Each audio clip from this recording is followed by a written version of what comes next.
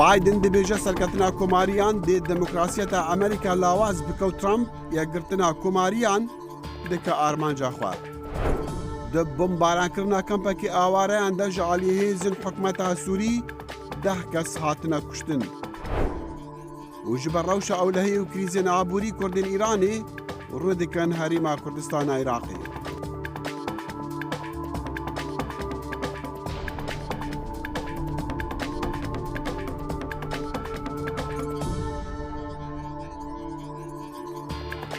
بخير هاتن كورت كونكشن جدنجي امريكا لواشنطن ها هفتي سبيديا روجات دشمية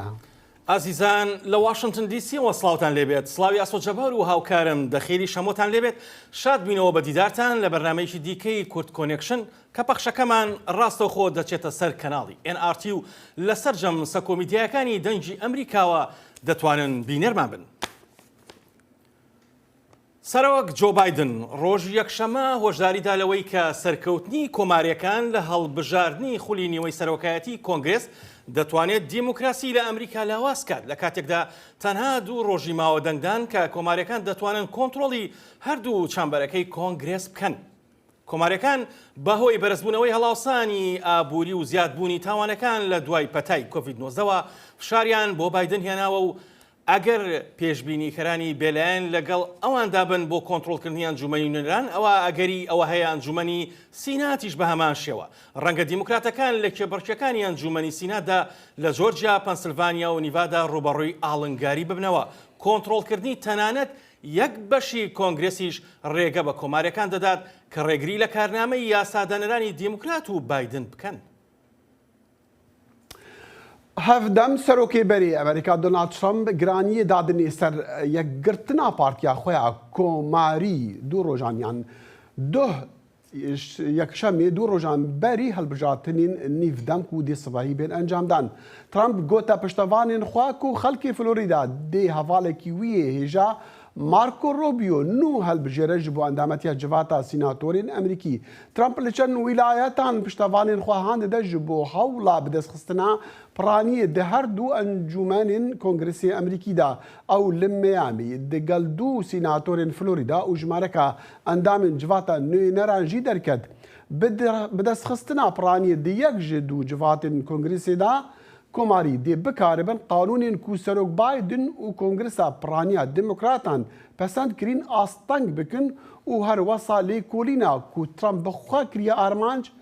ڕاگرە. هەڵبژاردنەکانی نیوەی خولی سەرۆکایەتی کۆنگرێس تەنها ئەمڕۆ و سبەی نەماوە بەڵام ئاڵنگارەکان سەختتر و قوڵتر بوونەتەوە سەبارەت بە هەڵاوسانی ئابووری و یاسای مافی لەباربردنی کۆرپەلە و گرانی بازاڕەکان و بەرزبوونەوەی ڕێژەی تاوان. بۆ زانیاری زیاتر دەڕۆینە لای هاوکارمان سیروان کاجۆ لە واشنگتنەوە. سیروانم کاتت باش کۆتا کاژمێرەکانی هەڵمەتی هەڵبژاردنەکەی نیوەی خولی کۆنگرێسی ئەمریکا وا کۆتایی دێت. ئایا پەیامی کۆتاییان چییە؟ بەێ ئاسۆ چەند دەمژمێرمانە و ئەف دەمژمێرژی بخۆرە پەیامێن داویەن بربژارێن هەردوو پارتیانتینن بسەریدا سەرۆک جۆ بایدن ji dawiya hefteyê û heta niha gera xwe ya dawî li wilayetên wekû New York û Pennsylvania pêktîne ji ber bi taybet Pennsylvania yek ji wan wilayetên herî girîng ên ku hem demokrat û hem komarî şer ji bo wêtkin ji bo ku di encumena nûneran û herwiha di civata Sînatoyê de bi dest bixînin. Aso tiştekî balkêş heye ku niha di dema dawî de ew peyamên ku ji destpêkê de komariyan û demokratan li ser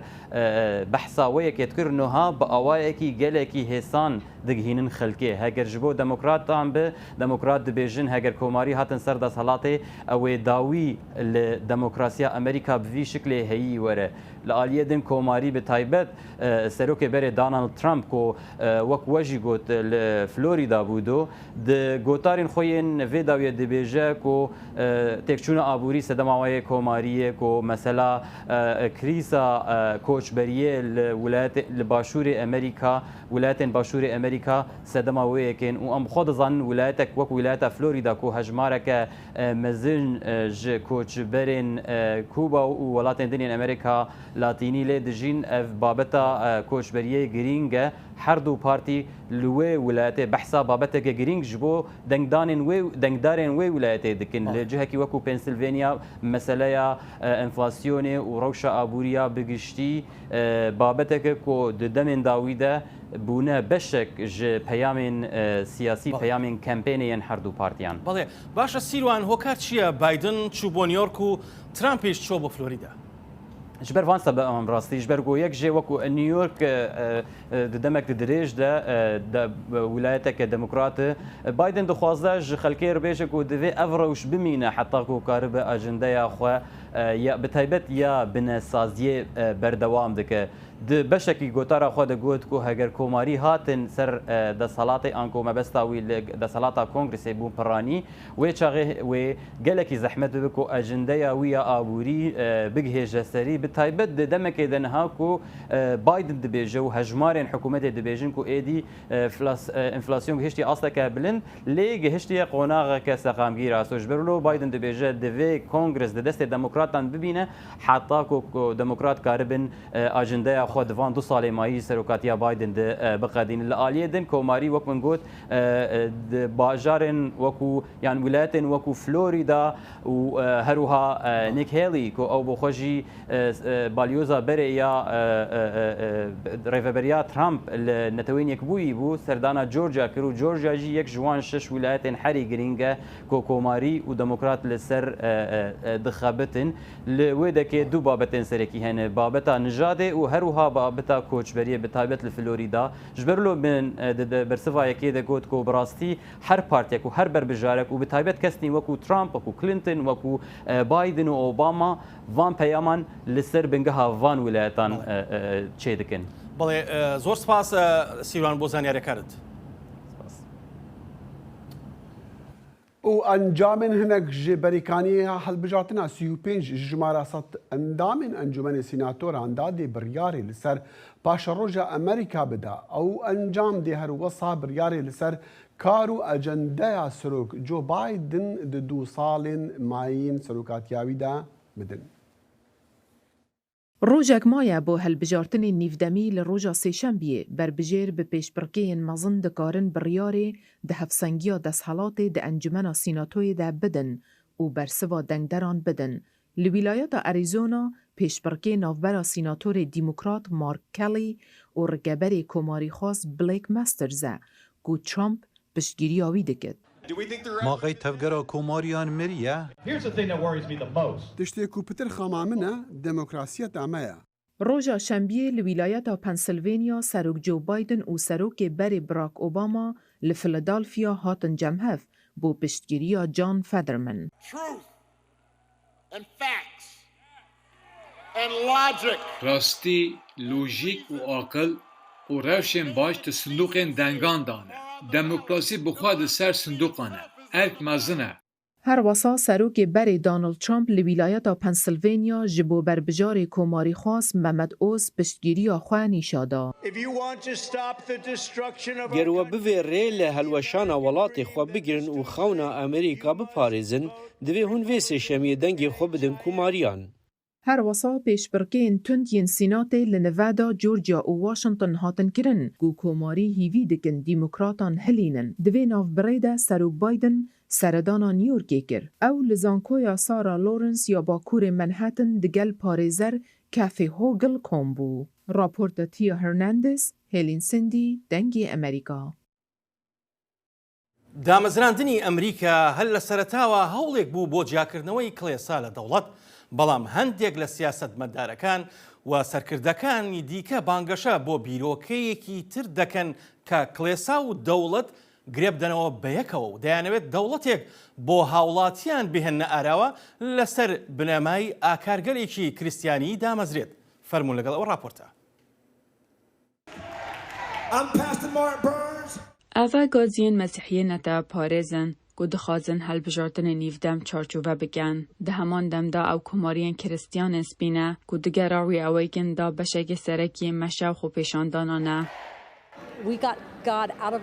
باورمندیە me bi Xwedê sist bûye û ev jî encam e. Divê em vegerînin.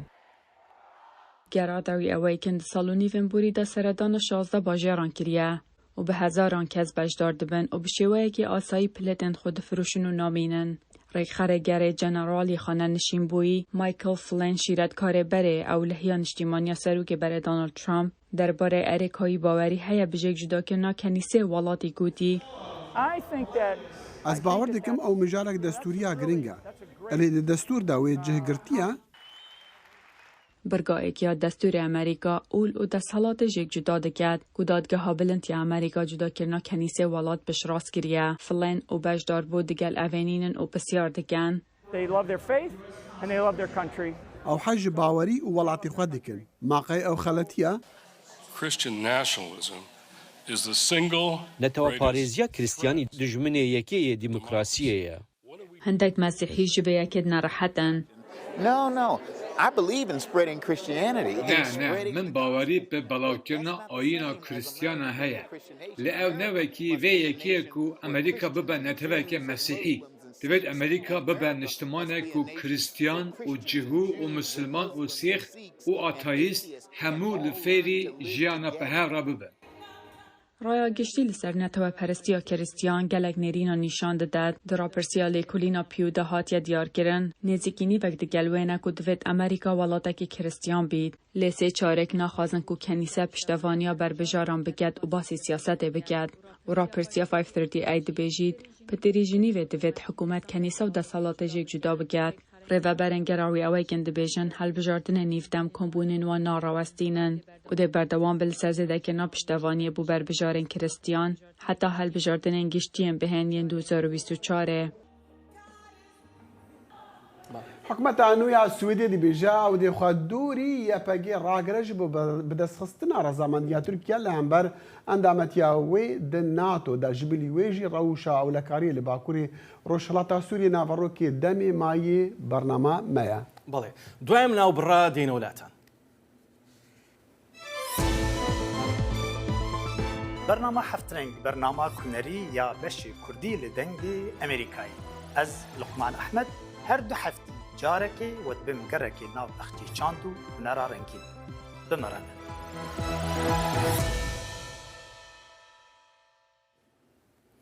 چاودێرانی جەنگی ئۆپۆزیسیۆن لە سووریا ڕایانگەیان هێزەکانی حکومەتی سووریا بەرەبەیانی ڕۆژی یەکشەممە و تۆبارانی کەمپەکانی نیشتەجەبوونیان کردووە کە خێزانە ئاوارەکانیان لە باکووری ڕۆژاوای ئەو وڵاتە نیشتەجێ کردووە کە بەهۆی ئەولانی کەم 6 کەس کوژراون و دەیان کەسی دیکەش بریندار بوون.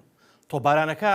دوایین پێشەلکاری ئاگربەستەکەیە کە هەر لە مانگی 3 ساڵی 2020ەوە لە نێوان رووسیا و تورکیادا ئەنجام درا بۆ ئەوەی کە کۆتایی بە هێرشەکانی حکومەت بهێنێت بۆ سەر پارێزگای ئیدلیب کە بە پاڵپشتی رووسیا بوو. ئاگربەستەکە لە ماوەی 2 ساڵی ڕابردوودا چەندین جار پێشەلکرا و دەیان کەس کوژراون و بریندار بوون. ڕوانگەی سووری بۆ مافەکانی مرۆڤ کە بنکەکەی لە بەریتانیایە و چاودێری جەنگی ئۆپۆزیسیۆن و سووریا دەکات ڕایگەیاندووە بەرەبەیانی ڕۆژی یەکشەمە هێزەکانی حکومەت نزیکەی 30 موشەکیان بەرەو ناوچەکانی ژێر دەسەڵاتی یاخیبووان تەقاندووە. حکومەتا نو یا Swêdê dibêje ew dê xwe dûrî yepegê ragire milîtanên Kurd yên Sûriyê li demê ku ew bêhîviya rezamendiya Tirkiye ji bo endametiya Stockholmê di NATO de daxuyaniya Wezîrê Derveyê Swêdê ji bo radyoya Swêdê bû. Wî got armanca yekiya hikûmeta wî ya nû endametiya NATOyê ye. Ev çi guherîne di helwestê vî welatê Ewropî de û gelo mebest ji xwe dûr ragirtinê ji yepegê çi ye?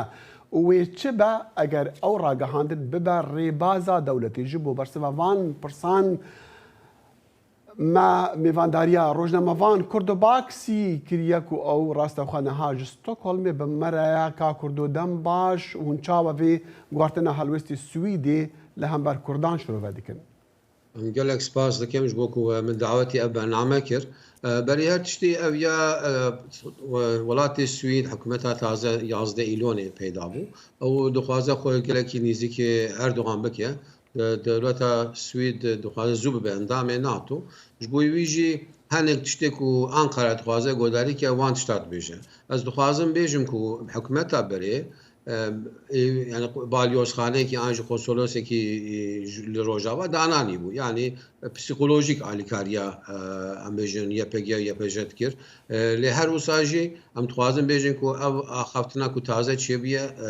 نەدیارە تام چێش بەرکو ڕێیس سەرۆک وەزیری سوید بۆ ئەمێ ئالیکاریە ئینسانی بەردەوام بکەنج بۆی ڕۆژاوا بەروێژی گەلێکی خەڵەباڵق تێگوتن لەسەروێ فرقێکی زێدە مەزن نابینم لێ تەبانش بۆ کوردەوە کوردێکی نەخۆش بوو شتێکی مەگۆلە کەکی کوردم مەدەخواست بزانین کو مەبەستا وەزیری دەرەوە چییە دەمات بێژە ئەوەی خوا دووری یەپێکی ڕاگرن یعنی وێ چی بکەن مەبەستاوی ئەوە کو ژ ئەردۆغان بێژن یا مەزوو بکەن ئەندامێ ناتۆ و دویەمینژی شتێکی دی پراتیکێتە نکارە بکەش بەرکو یەپێگە و لەسەر لە کوالیسیۆنا دژێ داعش بوارە کار دەکە 85 دەولەت تێدانە هەر وڵاتی سویدجی تێدەیە و هەو گەلێکی کەسێک و ئێستێژ سوید چوونە بوونە داعشی شەرکردنە ئەوەژی زندانێ ڕۆژاوادەنە یعنی تو شتێکی پراتیک نکارە بکە لێ ڕێتۆریک بە ئاخافتە بە دەماگۆژی دخوازە گۆی ئەردۆغانە بێژێک و ئەم وەکی تا دەفکرن و یەپێگەژی تەرۆریستە ینی ئەو باشە سوید دەولەتا سویدی وێ چ بکەوەی چ گۆڕی نابکە دەما دەبێژە ئەوەی خۆ دووری یەپێگە ڕاگرێ وێ چێ بە ئەگەر ئەو گوتن ئەو ڕاگەاندنە وەزیری دەرەوە ببە وەکو بینن ڕێباز و بێجێ بجێکردن Ez bawerim tu goranekî mezin nabe di pratikê de birastî lê goriya ku ev prosesa NATOyê wê çiqa bimeşe yani dewleta Tirkiye dixwaze henekî qezanja bigire ji bo ku Macaristan Hungary û Tirkiye tenê vetoyê xwe hiştine ji bo em bêjin rê nedane Swîd bibe endamê NATO ji bo wî tiştî jî dixwazin henekî tişta dewleta Tirkiye dixwaze hinek tişta bike lê اتخوازم بيجي كو امبارغو استيلاح فروتاندن اج عاليه سويد او جرابيه دوي مساله ده قالكي كيف انقره هاتيه لايرو تازه بريوه شبكه فحرتين التون تزاني مسؤول بار خاص آگهداریا رئیس جمهوری انقره او بيجي كو ام دخوازن كو بلا اندستريا سلاح مجي يعني سويد ج تركيا سلاح جي بكره يعني قالك دخوازيا دخوازن دولتها ترك دخوازه بي مساله دريج بكره ئەو ئەس باوەڕ ناکەم ئەو تشتێ وەساگەل کێشە بنجە سویدیان ڕا لێ بهیست بەری چەندێکی و vê havînêjî em li cemwe bûn li Stockholmê dîsa me li ser vêna axivt gelekê ku serokê Tirkiya bi xwe dixwaze Swîd yanî ji mareka Kurdên Swîdiyan nehir xelkê Tirkiya li Swîdê ne ku gelek şwana niha welatiyên Swîdî ne radestî Enkerê bike yanî پاش ڕۆژاوان وێ چاوا بە چ لەسەر پاش ڕۆژاوان تێگوتن 33 کەس di lîsta Erdogan de hene dibêje ez wanan ji Swêd dixwazim ev 33 kes hinek ji wan gulênî ne da hebêwî Kurdin ji wan 10 Kurda yek tenê ne hem welatiyê Swîd e yanî ji bo rewşawî jinekî xanimî xweyê sê zarok heye rewşawî xirab e bes ew Kurdê dîtir hemî hem welatiyê Swîdin yek ji wan jî wefat kiye Doktor Sîrac sê nefer ji wan jî li Swîd najîn yani ew nemez dewleta Tirkiyeyê dî behsa تسلیمکردنا وان کورد زێدە ناکە لێ دخوازێک و مۆرە تەرۆرێ لە PKK و PYD و YPG بخە دەردێ ئەنقەرە ئەوێگە ئەوە مەسەلا تسلیمکردنا کوردێن کورسوید دژی نەهەوقاس ئاختوێلە نەهەوقاس پێشە باش ئۆفیسین PYD و YPG لە ستۆکهۆلمێژی هەبوونم چۆن مەسەلەدا ناوان کرد وێ چ بەش بوان وێ چ بکە سوید وێنانە دایخە چاوە ڕەفتاری بوون ڕە بکە باوەڕ ناکەم تشتێکی ببەش بەرکو مۆهرە تەرۆرێ لەسەر YPG و PYD ji aliyê Yekîtiya Ewropa de tinê ji aliyê Amerîka de jî tinê tenê Qetar û Tirkiye bî morî lêdane ji berwekê jî ew tiştekî wisa nabe lê her wisa tê kêmtir belkî jî yanî em bêjin têkiliye dîplomasîk navbera YPG û YPJ û PYD û dewleta Swêd dikare kêmekî kêmtir bibe başqa cezayekî dî ez nabînim باشە سەرۆکوەزیری نوێی سویدی وێ سەردانە ئەنکەرێ بکە لە ڤان ڕۆژان یعنی ئەم پێشبینیا چ ئەنجامان ji wê سەردانî bikin سەرۆک وەزیری سوید ئول کریستۆشۆن دخوازێک و قەرارێکی تازە زوو بگرێ بەری سەرساڵێ دەولەتە تورکیا بە تۆی خۆراکش بۆ ئەندامتیا تورکیا سوێد لە ناتۆ دەترسن و ئەو دەنگدان هەیە لە تورکیە چ خاص درێژ ببە زعفتر مەسەلە کورتتر ببە ناخوازن و مەسەلا ناتۆ پشتێ سەرێ ساڵێ حال ببە بە هەر وساژی مرۆ کارە بێژێک و دەولەتە سوێد محتاجی ئەنقەرە بیە بەرەوەیەکیژی ئەوەی گەلێکی ستیت منێک و خۆشی کوردان ناچێ ئەوی پەیدا ببن کردو باکسی ڕۆژنامەوان لە ستۆکهۆلمی ڕاستەخۆ بمەڕا بوو گەلکی سپاس ئەسپاس گەم سەرکەفتن دەستخۆش هەر لە سووریە درۆنێک تورکیە ئۆتۆمبیلێک مەدەنی لەسەر ڕێکا ڕۆژئاوایە کەمبەرە قامشلۆ کریە ئارمانج جالێکی دیڤژی چالاکوانین مافێ مرۆڤان یەن سووری ڕادگەهینن و هێزین سووریا دموکرات هەسەدی پێنجی ئەندامین عێراقیین کۆمەڵە دەوڵەتە ئیسلامی داعش ڕادەستی ڕێڤەبەریا دژە تیرۆرێ یا لە باژارێ مووسڵی کریەمە هەوڵدایە و دگەل پەیامبەری خوا زانا عومەر لە قامشلۆ پەیوەندیە بکەن ji بۆ و ئەم ئاگەهیان لە سەروانە بزانن لێ بەدەست منەکەتی ئەم هیویدارین ئەتا دەمێ داهاتی ئەم بکارن زانە بەمەڕابە ji بۆ وی ji بۆ بەحسکردنا وێ مژارێ ناڕەزایەتیەکان لە ئێران ڕۆژی یەکشەمە لە زانکۆکان و لە باکوور و ڕۆژاوای ئەو وڵاتە باکووری ڕۆژاوای ئەو وڵاتە کە زیاتر لە ناوچە کوردنشینەکاندا بووە و بۆ ماوەی 2 مانگە خۆپیشاندان و ناڕەزایەکان بەردەوامن لە زۆربەی شار و ناوچەکانی ئێران دژی حکومەت و هێزەکانی حکومەتیش دڕندانە ڕوبەڕووی خۆپیشاندان دەبنەوە و سەرکوتکردن و کوشتن بەردەوامە گروپی مافەکانی مرۆڤی هەنگاو کە بنکەکەی لە نەرویجا ڕێگەیاند ڕۆژی یەکشەمە هێزە ئەمنیەکانی ئێران تەقەیان لە خەڵکانی ناڕازی کردووە لە شاری مەریوان و 35 کەسیان بریندار کردووە توندبوونەوەی ناڕەزایەتیەکان بەهۆی کوشتنی کچە خوێندکارێکی کوردی خەڵکی شاری مەریوانەوە بووە کە ناوی نەسرینە لە تاران بە وتەی هەنگاو ئەو کچە گەنجە ڕۆژی شەمە دوای ئەوەی پۆلیس دەکێشێت بەسەریدا گیانی لەدەستدا بەپێی ڕێکخراوە جیهانی و نۆخەکانی مافەکانی مرۆڤ خۆپیشاندە ناڕەزایەتیەکان دوا بە دوای کوشتنی چەند کچ و کوڕێکی گەنج لەم هەفتەیەدا تونتر بۆتەوە و پتر تاوی سندووە هاوکات هێزەکانی کۆماری ئیسلامیش بە درەندەترین شێوە ڕوبەڕووی خۆپیشاندەران دەبنەوە هەر لە کوشتنی ڕاستەخۆوە تا ڕەفاندن و سەرکوتکردن بۆ زانیاری زیاتر پەیامنێری دەنگی ئەمریکا سۆران خاتریمان لەگەڵدایە لە هەولێرەوە سۆران ئەم کاتت باش دوایمین زانیاریەکان چین؟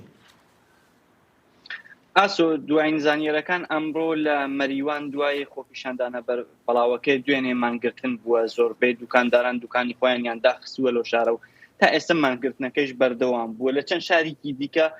قوتابیان هاتوونەتە دەرەوە لە مەکتەبەکانیان و دژی کۆماری ئیسلامی درۆشم دەدەن هەروە چەند کۆبوونەوەیەکی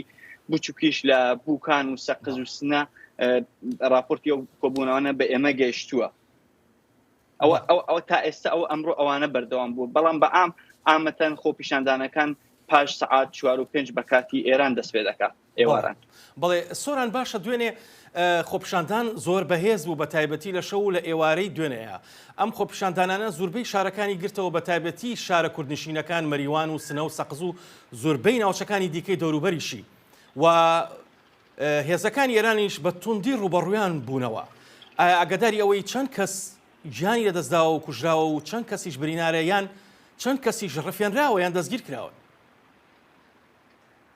بەڵێ خۆپیشاندانەکانی دوێنێ مەریوان دوای ئەوە دەست پێکرد کە تەرمی کچێکی خوێندکاری کورد بە ناوی نەسرین قادری بەخاک ئەسپێدراوە ئەوەی کە بەپێ راپۆرتی ماڵپەڕەکانی مافی مرۆڤ دەڵێن لێدراوە و کوژراوە لەلایەن هێزە ئەمنیەکانەوە بەڵام باوکی دەڵێ نەخۆش بوو هەمن لە هەمان کاتا خزمانی نزیکی ئەو بە منیان ڕاگەیان بە منیان لەگەڵیان قسەم کردوتیان کە هیچ نەخۆشیکی نەبووە خۆپیشاندانەکان لە مەریوان بەرفراوانتر بوو لە شارەکانتر من لەگەڵ 3 کەس لە خۆپیشاندەران و چەند کەسی دیکە لە دانیشتووی مەریوان دوێنێ قسەم کرد ئەوان وتیان کە هێزە ئەمنیەکان ڕاستەوخۆ تەقە لە خۆپیشاندەران دەکەن بە چەند چەکی جۆرواجۆر تەقە لە خۆپیشاندەرانەکەن هەروەها هێز لە بۆی یارمەتی سەرکوتی خۆپیشاندەران بدرێ هێز لە سنە و سەقزیش ڕاگواسراوە بۆ مەریوان ئەوەی لە بارەی دەستگیریکردن و ڕەفاندن تا ئێستا بە دڵنیاییەوە دیار نییە بەڵام ئەوەی کە شاید حاڵان بە منیان وت دەیان کە سایەسەت دەستگیر کراون و چەند کەسێکیش لەلایەن هێزە ئەمریکانەوە ڕفێنراون. بەڵێ باشە سۆران، هێزەکانی ئێران چەشێک بەکارێنن وەکو تاپڕ وایە ساچمەیە. ئەم چەکە هۆکاری چییە ئەم چەکە بەکارهێنرێت؟ جیاوازە لەوەی کە ڕوبەڕووی خۆپیشاندانە بنەوە بە تایبەتی زۆرێک لەو چەکانە بەکار هاتووە، بەڵام چەکێک وەکو تاپڕ کە ساچمەیە و زوربەی برینارەکان کە ئەیان بینین لە سۆشال میدیایە بریناری سەختن. ڕاستە ئەو شەکە ڕێک وەکو تاپڕە، بەڵام یەک هۆکارێکە ئەوەی کە شارەزایان باسی لێ دەکەن ئەوەیە کە هاوکات دەتوانێت چەند خۆپیشاندەر بپێکێ لە مودای دوورەوە لە نزیکیشەوە ئەگەر بیانەوێ بەڕاستی بیانەوێ خۆپیشاندەرێک بکوژن لە نزیکە و بۆ چەکە تەقەیلەکەن، بەڵام یەکەم ئامانجیان ئەوەیە کە هاوکات چەند خۆپیشاندەر بپێکرێت و بریندار بکرێت و ئەوانە دەستگیر بکرێن پاشان. ئامانجی ئەویان کە ئەوەی کە شارەزایان باسی دەکەن زۆر ئامانجیان کوشتنەکەن یەک ئامانجەکانیان بریندارکردنی خۆپیشاندەران و دەستگیرکردنیانە پاشەوە. بەڵێ باشە سۆران، دوایمین پرسیار سەبارەت بۆی کە ئایا هەڵوێستی ڕێکخراوە نێودەوڵەتیەکان و ڕێکخراوە جیهانیەکانی مافەکانی مرۆڤ و قونسوڵخانەکانی وڵاتانی جیهان چییە بەرامبەر ئەو خۆپیشاندانە ناڕزاییانە و هاوکات ئەو ڕوبەڕووبوونەوەی هێزەکانی ئێران و زوربەی هێزەکانی ئێران هەر لە بەسیجەوە تا هێزە چەکدارەکانیان بەرامبەر خۆپیشاندەران، ئایا هەڵوێستی ڕێکخراوە جیهانیەکان و قونسوڵەکان چییە؟ کۆمەڵگەی نێودەوڵەتی بە ئام جیا لە وڵاتانی ڕۆژهەڵاتی ناوڕاست تا ئێستا پشتیوانی خۆیان دەربڕیەوە بۆ خۆپیشاندەرانی ئێران و هەروەها ڕێکخراوەکانی مافی مرۆڤ لە هەموو دنیادا. ئەویشە جیا لە ڕۆژهەڵاتی ناوڕاست سەرکوتی خۆپیشاندەرانیان لەلایەن هێزە ئەمنیەکان و لەلایەن هێزی سوپای پاسدارانە و بەسیجە سەرکوت کردووە. بەڵام ئەوەی کە دەوترێ لەناو خۆپیشاندەران باسە لەناو خەڵکی ئێران خودی باسە ئەوەی کە ئەو سەرکوتکردنە و ئەو ئیدانەکردنە ئەو پشتیوانیکردنی کۆمەلگای نێودەوڵەتی و هەروەها ئیدانەکردنی ڕێکخراوەکانی مافی مرۆڤ بە شێوازێکی پراکتیک و عملی یارمەتی ئەوان نادا. ئەوان یارمەتیکیان دەوێت کە لە پراکتیکا لە عملا لە شەقامەکانە یارمەتیان بدرێت. بەڵام بە ئام ئێستا باسی ئەوەش دەکرێت کە چەند وڵاتی ئوروپایش دەیانەوێت سوپای پاسداران بخەنە لیستی گروپە تەرۆریستیەکانەوە کە ئەوە ئێران هەر لە ئێستا کاردانەوەی پیشانداوە باوانە. بەڵێ سوپاس سۆران بۆ کاتێ پێت بەخشین هەر بژین. وجبر روشا خرابة أو لكارية وكريزين آبوري لإيران جماركا كردين إيراني نها رودكن هريما كردستان عراقي وكتنا بازار هريمي جبو دبارة جيانا خوابكن. دلشاد أنور بيامري دنجي أمريكا لكركوكي أفرابورت جهانديا. نانە جیاواز و خۆراکە بە تاموچێژەکەی کەژاڵ کڕیارانی لە دەوری کۆکردوتەوە و ئەویش بەڕوویەکی خۆشەوە پێشوازیان لێ دەکات. کەژاڵ و خێزانە چوار کەسیەکەی لەبەر نەبوونی کار و خراپی ژیان و گوزەرانیان 6 مانگ لەمەوبەر شاری کرماشانی کوردستانی ئێرانیان جێهێشتووە و لە ناوچەی گەرمیان گیرساونەتەوە و لە ڕێگەی فرۆشتنی نان و خۆراکی جۆرا و جۆرەوە بژێوی خۆیان پەیدا دەکەن. خۆم لە ئیران بیکار چون ئیران بیشتر کار فرن نییە بیکار هەر تاسیلمان هەست مەکتەب چی منە زانکۆ چی منە وەلی بیکار بیم هاتمە ئیرە کار باشتری. بەهۆی خراپی دۆخی دارایی و ژیان و گوزەرانی خەڵک لە کوردستانی ئێران ژمارەیەکی زۆر هاوڵاتی کوردیە و وڵاتە بۆ کارکردن ڕویان لە هەرێمی کوردستان کردووە و لە ڕێگەی پیشەی جۆرا و جۆرەوە بژێوی خۆیان لە بازاڕەکانی هەرێم پەیدا دەکەن. هەرچەندە دام و دەستگا فەرمیەکانی هەرێم داتایەکی وردیان لە بەردەست نەبوو لەبارەی ژمارەی کوردانی ئێرانی نیشتەجێی هەرێم، بەڵام ئاماژەیان بەوە کرد ڕۆژانە خەڵکێکی زۆر لە ئێرانەوە بۆ کار ڕوو لە هەرێم دەکات. بەشێک لەو خێزانە کوردانەی ئێران کە هاتوونەتە هەرێم سەرقاڵن بە فرۆشتنی جۆرە جیاوازەکانی خواردەمەنی و وەک فاتیمە دەڵێت ژیان لە هەرێم ئاسانترە. فاتیمە سەیە ئۆستانە کوردستانە چون ئۆستانە کوردستان هەم کارەکەی بێترە هەم دەرامەدێ بێترە و ئیران بێ من ئینان ڕۆغەنیە دروست کردیای من حەوە ئینان ڕۆغەنیە و ئێران دەرامەدی خیلی کەم بوو. ئێمە تەسمیم گرتیم وەلی خانەوادەمانە بایمە ئۆستانە کوردستان و ئۆستانە کوردستان فرە گەردی من کە بزانیم و ئینانە هەست یانیە کارێک بێتر ئێرائابەی من. بەرزی نرخی دیناری عراقی بەرامبەر تومەنی ئێرانی بوونی هەلی کاری جۆرا و جۆر لە بازاڕەکانی هەرێمی بۆ کوردانی ئێران ڕەخساندووە. سەمیرەش خانمێکی کوردی سنەیە و سەرقاڵی فرۆشتنی کارە دەستیەکانیەتی و دەڵێت کارکردن بۆ ئەوان لە هەرێم داهاتی زۆر زیاترە لە ئێران. بەخاترەوە لێرە قازانجی بیشترە بۆ ئێمە خەڵکەکە ڕوو تێرن بە کاری دەستی هەروە کابینە مارەزێمە هەموو ئیشی دەستی خۆمانە خەڵکەکە پێیان خۆشە. سەرەڕای ئەوەی لە ئێران خوێندکاری زانکۆ بووە بەڵام کەژاڵ لەبەر بژێوی وازی لە خوێندنەکەی هێناوە و دەڵێت لە ئێستادا پەیداکردنی بژێوی بۆ ئەو گرنگترە لە خوێندن. ئێمە لە ئیران هاتیمە ئیرە ئیش بکەین ئەوە ئیشمانەوەی کارمانەوەی هاتیم ئیش بکەین هاتمە ئیرە نان دروست کردیم قەزا دروست کردیم ئەلان ئاش ڕشتە دروست کردیم ئاش ڕشتە نوکۆ نیسکۆ نژی و ئیچێشەی لە وەگەر ڕشتە بریانی دروست کردیم ماکارانی ئیرانیش دروست کردیم وەگەر یەک دروست کردیم وەگەر ئایلەوە گشت خانەوادەمان وەگەر یەک لەیرە کارکرد. گەمارۆی ئابووری سەر ئێران و داڕوخانی بەهای دراوەکەی و خراپی سیستمی حکومڕانی و وڵاتە وای کردووە هاوڵاتیانی ئێران ئەو پەڕیژیان و گوزەرانیان خراپ بێت. بۆیە لە پاڵ کۆچکردنی بەشێکی زۆریان بۆ ئەوروپا بەشێکی تریان بۆ دەستخستنی ئیشوکار ڕوو لە وڵاتانی دەوروبەر و بە تایبەت هەرێمی کوردستان دەکەن. دڵشاد ئەنوەر دەنگی ئەمریکا گەرمیان. شاد ڕاستەوخۆ لەگەڵمانە پامری دەنگی ئەمریکا دڵشاد سوپاس بۆ ئەو راپۆرتە دەمویست بزانم ئەو کەسانەی یان ئەو خەڵکانەی کە لە هەرێمی کوردستانی عێراق ئیشەکە نیشتا نیشتەجێنە یانش بۆ کاتێکە ئیشەکەن و دەگەڕێنەوە ئێران. دەخیل دیارە هاتنی هاوڵاتیان یاخود کوردانی ئێران بۆ هەرێمی کوردستان و کارکردنیان لە بازاڕە جیاوازەکانی هەرێمی کوردستاندا ئەکرێ بڵێن تازە نییە بەڵام لە ئێستادا ڕێژەکە بەراورد بە جاران زۆر زیادی کردووە خەڵکێکی زۆر ڕوو لە بازاڕەکانی هەرێمی کوردستان دەکا بە تایبەتی کە نرخی دراوی ئێرانی واتە تمەن بەرامبەر بە دیناری عراقی زۆر دابەزیوە ئەمە شوای کردووە ئەو کاڵەوشمەکە ئێرانیانەی کە کوردانی ئێران ئەیهێنە بازاڕەکانی هەرێمی کوردستان داهاتێکی زیاتریان بۆ بمێنێتەوە. دیارە ئەوانەی کە هاتوونەتە هەرێمی کوردستان بۆ کارکردن ئەکرێ پۆلێنیان بکەین بۆ سێ بەش. بەشێکیان بە ماڵ و منداڵەوە هاتوون وەکەوەی کە لە راپۆرتەکەدا بینیمان نیشتەجێ بوون و لێرە ئەمێننەوە و لێرە کارەکەن. بەشێکی تریشیان ئەکرێ بڵێن سەفەرین واتە ڕۆژانی هەینی یاخود ڕۆژەکانی تر کە هەندێک لە بازاڕەکان کراون دێن کاڵاو شمەکەکانیان دێرن لە بازاڕەکان ئایفرۆشن و ئەگەڕێنەوە و بەشێکی تریشیان ئەو گەنجانن یاخودە و پیاوانن کە بۆ کارکردن دێنە هەرێمی کوردستان بۆ ماوەی مانگ ئەمێننەوە ئەچنەوە سەردانی ئێرانەکەن و ئەگەڕێنەوە یاخود بە هەفتە ئەمێننەوە ئەمانە جۆرەها کارگەریان تێدایە تیاندایە تەسبیح حەفرۆشێ تیاندایە خواردەمەنی تیاندایە فەرشە فرۆشیە تیاندایە کریەکاریەکە جۆرەها پیشەی جیاوازی تێدایە. باڵێ دڵشاد بینیمان لە راپۆرتەکەدا کە بەرهەمی ئەو کەسانە شتێکی زۆر نایابە جوان و ڕێکوپێک بووە تا چەندێک ئەمە وەکو بڵێ بەدڵی دوکاندارەکانی هەرێمەکە خەڵکانی لە شوێنێکی تر بێنن شت بفرۆشن لەوێ. بێگومان دەخیل کاڵا و شمەکی ئێرانی لە بازاڕەکانی هەرێمی کوردستاندا جیاوازترە لە کاڵاکانی تر بە تایبەتی هەندێک لەم بەرهەمانە ئەکرێ بڵێن بەرهەمی دەستین یاخود با بڵێن داهێنانی خودین ئەمانە لە بازاڕەکانی هەرێمی کوردستاندا خواستی زۆریان لەسەرەوە لە ئێستادا ئێمە لە بەردەم یاخودەوە داخلی وەرزی زستانە بین بەشێک لەو کوردانی ئێران کە دێنە هەرێمی کوردستانەوە قالی و فەرش و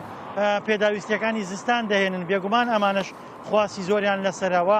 جۆرەها کاڵا و شمەک لە ئێرانەوە داخلی هەرێمی کوردستانە کرێ بە تایبەت لەلایەن ئەو کوردانی کە دێنە هەرێمی کوردستانەوە ئەکرێ بڵێن کاڵا و شمەکەکانیان جیاوازترە ئەوانن کە لە ناوخۆی هەرێمی کوردستانە بەکار ناهێنرێن و لێەوە هاوردەکرێن بۆیە ئەمانە بێگومان خواستی زیاتریان لەسەر لە نێو بازاڕەکاندا. دڵشاد بەدەر لەم بابەتە حەزت دەکرد بابەتێکتر لەگەڵا باس کەم مادەم هەر ڕاستەوخۆ لەگەڵمانی کە ئەو ڕۆبیستومانە هەندی هەواڵ هەیە ناکۆکیەکی زۆر لە نێوان یەکێتی نیشتیمانی کوردستان و پارتی دیموکراتی کوردستان پێیابووایان زیاتر بووە تونتر بووە دەوترێ کە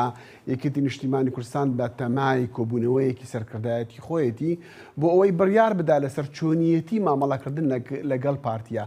ئەم هەواڵە چییە و چاوەڕوانی چی دەکرێت؟ دەخیل ئەندامانی ئەنجومەنی سەرکردایەتی یەکێتی گروپێکی هاوبەشانەیە کە سەرجەمیان لەو گروپا بەشدارن بۆ ئاگاداربوون لە کۆبوونەوە و بڕیارەکان لەو گروپەدا ڕاگەیەنراوە کە کۆمیتەی سەرکردایەتی یەکێتی بڕیاری کۆبوونەوەیەکی بەپەلە ئەنجامەدا. دیارە کۆبوونەوە بەپەلەکەی یەکێتی نیشتیمانی هاوکاتە لەگەڵ تەواوبوونی کۆنگرەی پارتی دیموکراتی کوردستاندا کە لە ئێستادا ناکۆکیی قوڵ لە نێوان یەکێتی و پارتیا هەیە. بێگومان ناکۆکی نێوان یەکێتی و پارتی تازە نییە، بەڵام کۆمەڵێک ڕووداوی ئەمنی کە بەم دوایانە لە هەرێمی کوردستان ڕوویداوە بە دیاریکراوی کوژرانی عەقیدێکی دەستگای دژە تیرۆر کە پارتی دیموکراتی کوردستان چەند بەرپرسێکی دژە تیرۆری یەکێتی تۆمەتبارەکە ئەمە ناکۆکیەکانی قوڵتر کردوێتەوە. بۆیە لە ئێستادا یەکێتی نیشتیمانی تاکو ئێستا هێرش و ئەکرێ بڵێن هێرشی ڕاگەیاندن لە نێوان یەکێتی و پارتیا بەردەوامە، بەڵام لەگەڵەوەشدا چاوەڕوانیەکە بوو بۆ ئەوەی بۆ دانوستان و گفتوگۆ لە دوای تەواوبوونی کۆنگرەی پارتی. لە ئێستادا کۆنگرەی پارتی بەرپرسان دوو خیتابی جیاوازیان هەیە، بەشێکیان ئاماژە بە دانوستان و ڕێکەوتن لەگەڵ یەکێتی ئادەن و بەشێکی تریشان ئاماژە بەوە دەن کە کوژرانی ئەو عەقیدەی دەستگای دژە تیرۆر دۆسیەیەکی جیاوازەوە ئەبێ ڕێڕەوە یاسایەکەی خۆی وەربگرێ کە ئەمە یەکێتی نیشتیمانی تووڕە کردووەوە پێی وایە کە ئەمە بە شێوەیەک لە شێوەکان تۆمەتێکی سیاسیە داتاشراوە بۆ بەرپرسەکانی. بۆیە نێوان یەکێتی و پارتی ئالۆزە و ڕۆژانی داهاتوو بەتایبەت کە کۆنگرێت بڵێ لەو ئەو ئاڵۆزیە ئەو توندیە کە ئێستا دەبینین لە نێوان ئەم دوو پارتە دەخۆ دەزانی ینی ئێستانیە، بەڵام ئێستا کەسێکیان لایەنێک هەیە ناوبژیوانی لە بینیانە بکاتن یاننا دەخی لەوەنەی کە من ئاگادار بووم و زانیاریم دەستکەوت بوو پێش کۆنگرە ئاڵۆزیەکان زیاتر ڕوو لە هەڵکشان بوو. نێچیروان بارزانی سەرۆکی هەرێمی کوردستان هەوڵێدا کە نێوانگیری بکات لە نێوان یەکێتی و پارتیا، بەڵام ئەوەندەیە ئاگادار بین نێوانگیریەکان ئەنجامێک کەوتۆیان نەبوو. دواتر وەفدێکی یەکێتی نیشتیمانی و پارتی بەجیا سەردانی لایەنە سیاسیەکانی هەرێمی کوردستانیان کرد لەوێ سکاڵیان لەسەر یەکتری تۆمەتبار کرد لای لایەنەکان و ڕوونکردنەوەیان پێدان. یەکێتی نیشتیمانی کابینەی حکوومەتی هەرێمی بە سەرۆکایەتی پارتی تۆمەتبار کرد بەوەی کە تاکڕەوانە مامەڵە ئەکا و مامەڵەی لەگەڵ هێز و لایەنەکانە تەندروست نییە و لە بەرامبەردا وەفدی پارتیش سەردانی لایەنەکانیان کرد و باسییان لەوە کرد کە یەکێتی نیشتیمانی دژی ئەنجامدانی چاکسازیەوە داهات ناگەڕێتەوە بۆ خەزانەی دەوڵەت. بۆ یەکێتی و پارتی لە قۆناغی یەکتری تۆمەتبارکردندان و ئەو هەوڵانش کە هەبووە وەکۆی کە ئاماژەم پێدا پێشتر نێچیروان بارزانی بوو هەوڵەکان وەکو پێویست سەری نەگرت و دواتر ڕوونکردنەوەیاندایە لایەنەکان داوایان لێکردن کە کۆبوونەوەی دوو قۆڵی لە نێو خۆیانە ئەنجام بدەن بۆ چارەسەرکردنی کێشەکانی نێوانیان. بۆیە ئەنجامی ئەم هەوڵانە ئەوەستێتەوە سەر ڕۆژانی داهاتوو کە پارتی ئەندامانی کۆمیتەی ناوەندی و مەکتەبی سیاسی کۆمیتەی ناوەندی مەکتەبی سیاسی هەڵەبژێریە دوای ئەوە ڕوو نەبێتەوە کە ئایا پارتی یەکێتی چۆن مامەڵە لەگەڵ یەکتریەکەن، ئایا درزی نێوانیان قوڵترە بێتەوە یاخود دۆخەکە هێورە بێتەوە. زۆر جار دەمان بیست لە ماوەی ڕابردوودا کە ئەو کێشانە لە نێوانە ئەو هەردوو پارتە سەرەکیەکە لە هەرێمی کوردستان هەبوو، یەکێتی بە تایبەتیش دەیویست خۆ زیاتر خۆی نزیکی بەغا بکاتن و بە شێوەیەک لە شێوەکان شتێکی وا دیار بکاتن کە دەتوانن لەگەڵ بەغا بەجیا وەکو بڵێن هاوکاری یان لەگەڵ بەغا زیاتر وەکو بڵێن نزیکی یەکتر بن. ئێستا ئەو باسە چییە لە کاتێکە کە ئەو توندیە لەگەڵ پارتیا دروستە بێ ئەم باسە هەیە یاننا؟ دەخیل ئەوەی کە دەستی یەکێتی بەستوتەوە لە مامەڵەکردن لەگەڵ پارتی یاخود با بڵین تا ڕادەیەک نەتوانێت وەکو پێویست هەڵوێستی تونتر وەربگرێ ئەوەیە کە داهاتی هەرێمی کوردستان زیاتر نەوت لە ڕێگەی بەندەری جێهان و لە تورکیا و ئەفرۆشیەوە داهاتەکە زیاتر ئەڕواتەوە ناو قاسی حکوومەتی هەرێم کە لە هەولێرە وەلای پارتی دیموکراتی کوردستانە. بێگومان یەکێتی نیشتیمانی هەندێک محاولاتی کردووە و هەوڵی داوە ئەگەر بێت و لەلایەن بەغاوە بەڵێنی ئەوەی پێ بدرێ کە بودجە بەجیا ڕەوانی سلێمانیە کرێ دوور نییە یەکێتی نیشتیمانی هەڵوێستەکانی بەرامبەر بە پارتی دیموکراتی کوردستان تونتر بکاتەوە، چونکە یەکێتی نیشتیمانی ئەگەر بتوانێت داهاتی سلێمانی و داهاتی موچەخۆرانی سلێمانی دابین بکات ڕەنگە مامەڵەکانی بە شێوازێکی تر لەگەڵ پارتیا بێت، بەڵام ئەمە ناکاتە ئەو مانایی کە ببێتە هۆی دروستبوونی دوو ئیدارەی، چونکە ئەوەی کە من قسەم لەگەڵ بەرپرسانی هەردوو لا کردووە هێشتا دۆخەکە سەرباریەوەی کە ئاڵۆزە، بەڵام هاوپەیمانان لە گۆڕەپانەکەدان چاوی کۆمەلگای نێودەوڵەتی لەسەر هەرێمی کوردستانە، بۆیە ڕاگەیاندنی دوو ئیدارەی و بردننی دۆخەکە بەرەو ئاراستی دوو ئیدارەی کەمێک قورس وەستەمە، بەڵام لەگەڵەوەشدا ئەگەر داهاتی سلێمانی یاخود حکوومەتی عراقی بەڵێن بە سلێمانی بدا داهاتی بەجا بۆ نێژێ ڕەنگە ئەمە یەکێتی دەستکراوەتر کا بۆ توندتر بەگەڵ پارتیا. زۆر سپاس دەرشاد ئەنوەر پەیامەری دەنگی ئەمریکا لە کەرکووک ڕاستەخۆ لەگەڵمان بوو. سپاس دەرشاد. وكي وبيستي بريدما كيما بحثي سوريا دكركو درونكا تركي جي اوتومبيلكا مدنيان لسريكا كامبرقا مشلو كربو ارماش مدني ببون قرباني جالي كدي بجي تي قوتنكو هيزين سوريا ديمقراط هسا دي بينجي اندامين عراقيين كومالا دولة اسلامي داعش را دستي ريفا بريا دجا تيروري يا باجار موصل كريا لوي دمي منش يا ابو زانا عمر بيعمل دنجي امريكا بايدا كلنا ديال اماده وراست اخو بمره جقامش لو زانا دم باش يعني او مساله درونا تركيا كو مدني كرنا ارمانج يعني اوتومبيل كريا ارمانج تشبو وتشكس قرباني دوي بون چند كس قرباني بون او تشكس بون بله دم باش داخل جخوا دو ده انجام بالافرا که به پیلوت درونه که ترکیه لقامشلوی الكامبرا قامشلوی ترمبی لك ارمانج کرد دو حتی دانی درنگی شوی دو بریندار هبون پاش او کسک بریندار جیان خوش دستا ناسنامه کسکی هاد ناس کرن یه بریندار دن حتی نهاتي ناسكر كي اوي هاتي ناسكر هناكي مترسيزي ده الكولاني تشيكر زانا اوي هاتي ناسكر بيشتي دمكي هناكي بيدنجي هبو بل اوي هاتي ناسكر الناس نماوي كي او كسكي شرفانكي هيز سوريا ديمقراطيك بو نكسكي سيفيل بو لي اوجد كسن دربدرن سريكاني بو لقامش له جيان دك و دمال او هات ارمانج کرن نل سرکاری خو بو چکن سیویل خو کربون نل سرکاری خونی لشکری بو وک هات تکسکر بله باش او پیامکو هزین سوری يعني هصدي بينجي اندام داعش ان عراقي دانا عراقيان او چه مساله ما بس چي بو جبر چي چه زانياري زي بترجم تهنا بله جخوا اف آگاهی تنه جعالیه هم بس گهم راگهاندن ده عراقی ده هاتنه راگهاندن ما جدو ده حطانا ام پیوندیه لگل هیزن سوریا دموکراتیک دکن داگو ام جعالیه وی ده اف آگاهی تکز بکن تکز نکرن لی رد جی نکرن لی هگر ام اویا تی نورمال کرن ده نافبرا عراقی و هیزن سوریا دموکراتیک ده او پیوندی هیه لسر بنجها بيمانكي بنابرا حد واد جبو بتايبتي كامبا هولي يك ادن جبو تشكدارين داعشي ين عراقيين د قرتيجهن هيز سوريا ديمقراطيك ده شخوا بينجي مهي بري دروجان هاد قوتن بينجيك اندام داعشي هاتن رادسكرن دريا درجه الوليد ره و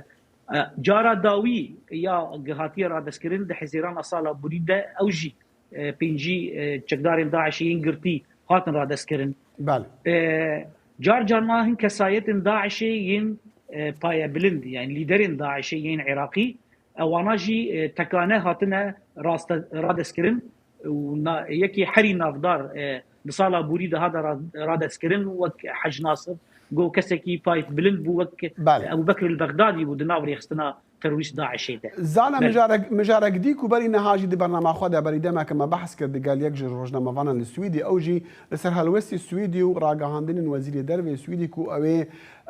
خوا دوري يا باغي راغرن يانجي بشويك شيوانج بو رازي كرنا تركيا لسر مثلا عندما تيا سويد الناتو دا رايدار وبربرسين رفبريا خسر دور تشدي بيجن لسر في وين راغا عندنا السويدي بري داخويانيا وزير دربي يسويدي بيدي يبكي بنافكر وك هيز نيزيكي بككي ادي وابناف بكن ريفبريا خسر دستايا كاري دربي داخويانيك وشام مجي وقدنجي امريكا تكلي ب پیوداری ریوبریا خسر کرد درباره هلوستا ریوبریه درباره داخویانی سویدی وان اف داخویانی رد کرن او گوتن او هیوی دکن گو سوید جوی هلوستا خوا وگره لی نرینک دن هی شوپینر باور دکن گو وزارتا دربه یا سویدی ناوی حسدی نگوتیه و شبرگو یپکی هزک سرکی ناو حسدی ده و حسدی ناو کوالیسیونی ده يعني جو دايركت يبكى بالناف خود ناف كواليسيون ده تونه جير سيوانا هسدي داي دبجي جو اف بريار هنكي جبورا زيبونا تركيا به لسر براتيكي استر عردي حتى كي جان رادي افياوي باندوري سر تايوانديين سويدي و ريفبريا خو سر بك شوبينر برانيا خو باور دكن جو افيا تني داخويانيه كجبورا غاندنيه امين راستي بزانن بشتي دمكدن هالبت بشتي بزان كاني كوموني ناتو يدس بكن اموينا بزانن بترجي بزان زانا عمر بامر دنج امريكا راسا خوش قامش له بمره بو سباس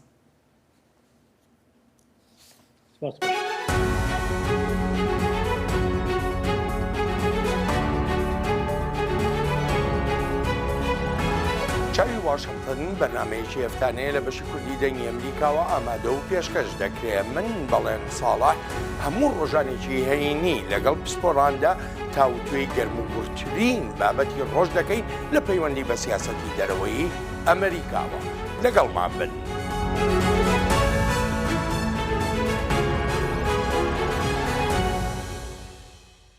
خۆپیشاندەران لە ئەستەنبوڵ هەوڵ دەدەن لە شوێنە جیاوازەکانی دەور و بەری گۆڕەپانی تەقسیم کۆ ببنەوە بۆ بەشداریکردن لە ڕێپێوانێکی مرۆڤایەتیدا دژی چەکی کیمیایی کە لەلایەن پارتی دیموکراتی گەلان هەدەپەوە ڕێک دەخرێت. پۆلیس گەماروی داوەن بۆ ئەوەی ڕێگری بکەن لە گردبوونەوەی خۆپیشاندەران و بەرەدەستپێکردنی هەر ناڕزایەتیەک دەیان کەسیان دەستگیر کردووە. بارەگای هەدەپە بۆ چەند کاژمێرێک لەژێر گەماروی پۆلیسدا بووە. تورکیا ئەو بانگەشەیەش ڕەت دەکاتەوە و دەڵێ بێبنەما و ناڕاستە و بە ڕاست ناودێری دەکات کە سوپای وڵاتەکەی چەکی کیمیایی لە شەڕی دژی چەکدارانی پارتی کرێکارانی کوردستان پەکەکە بەکارهێنابێت. خۆپیشاندەران داوای لێکۆڵینەوەیکی نێودەوڵەتی دەکەن سەبارەت بۆ پرسا.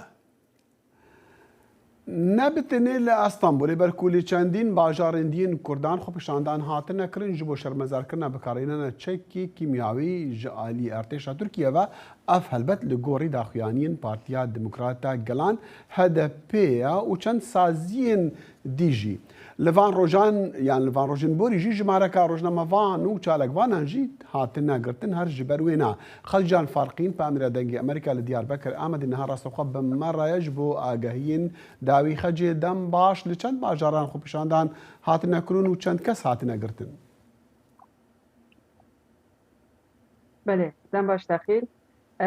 wejî beriya peywendiyê behs kire ev ya meşeka xweşandaneka ku hefteyek berî heta em kamijin deh roberê hatiye diyarkirin netenê Partiya Demokratîka Gelan Partiya Herêmên Demokratîk Herbista gelek sazî û rêxistinên wekî dayikên aştiyê û Federasyona Komelên Xizmê Windayan ji piştevaniya vê xweşandanê dikin û navê pêşandanê jî dadayî bûn meşa mirovahiyê دو ناوند هاتون دیارکردن یک استانبول بو و عادی جی ناوچه سلوفیا شرنخی بو گندکی نیزی سینور بو ترکی اجباجار کردان به پیشنگی او رخصتن و پارتیم که دستنشان کرد دو بی سر سبی بر به سینور و چون اسکان بجم که بستدان و سایت بشتر بون گلک منوج بشتر بون لی لوی داره وندزانن جبر هلوست و داخیانیا ریبدریین ترکیه بوی توندی سربوان باشی چون و لسلوکی آستن کرن جاندرمان نهیشته که افگرسته بگیجه هفدو و لسلوکیا و کسین که از کارم بشم جباشان که آمده رفای شرنخش بینگوله و گله که نافچه دنیکایشی خاطبون که خاطم دسته سر کرن بنام بوان دا گله اندامین هدف جهنه و بان کماله و دستگاه جهنه تشتکم جی او دست سر کرنه نیسا به همان آرمان جل استانبول جی چه بو همان خواپیشاندان لوی درجه 121 است هاتون دست سر کرن لی ایرو او کسین استانبول بون بردان بیا به پیشنگی هدف تی چه کرن شوا نا دم داوی داجی نا ایدم کو نداخیانی وره داین تربیتی نجی امجار بكذا رجبت كي خاجي بدو خاص بكورتي امزان هذا بيكو بشلاز دكو او تشكي عن جوخاد بيجاكو او تشكي كيماي هاتيه بكار ان هفدم اكبي دوجي ما هابو دنگو با صابون كو دو خازا خونيزيكي هذا بي بك لسرچن برسينجل كي جرينكو كغارتنا ما غازاغوني مثلا هل بجارتنان يعني اف بيش هات انه اف خو بيشاندان وي چندي كاريگريا وي خرابه لسر وي هولاني زيغبونا دني برا اكبي وهذا بيدا دعسي خدا او فردانا اكي بيتش تكي امكان بجي فورمال بو يعني ده هلبة پشتوانی هدف فضل لتكنا هدف السربية كي دياره وفهمي خجي دبيشن لی وساخیت که چند بری اورهان میروخ لو پارلمانتری بری آکیپی گرتو دوی که هدف 2% زیرین بکار بینه اجبور پیوندی با آکیپی را خاجی قال کی سپاس ببوره دمی برنامه ما بدعویتی